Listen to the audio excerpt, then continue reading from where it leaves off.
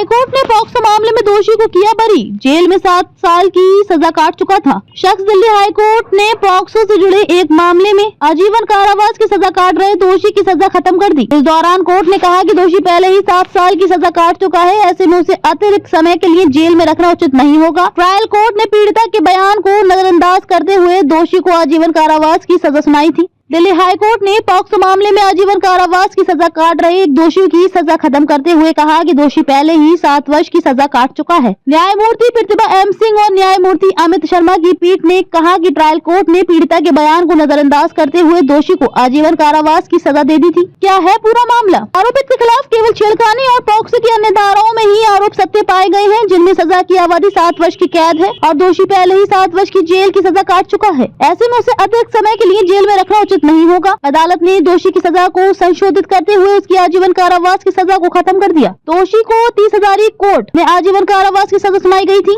अदालत ने आरोपित को पॉक्सो की धारा 6 के तहत सजा दी थी, जबकि पीड़िता के बयानों के आधार पर स्पष्ट था कि आरोपित के खिलाफ छेड़खानी का ही आरोप सत्य पाया गया था। बिना सुनवाई के अंतहीन कारावास संविधान के अनुच्छेद 21 का उल्लंघन है। कोर्ट एक अन्य मामले में दिल्ली हाईकोर्ट ने धोखाधड़ी के एक मामले में वर्ष 2022 में पकड़े गए एक व्यक्ति को जमानत देते हुए कहा कि निकट भविष्य में बिना सुनवाई के अंतहीन कारावास संविधान के अनुच्छेद 21 का उल्लंघन है।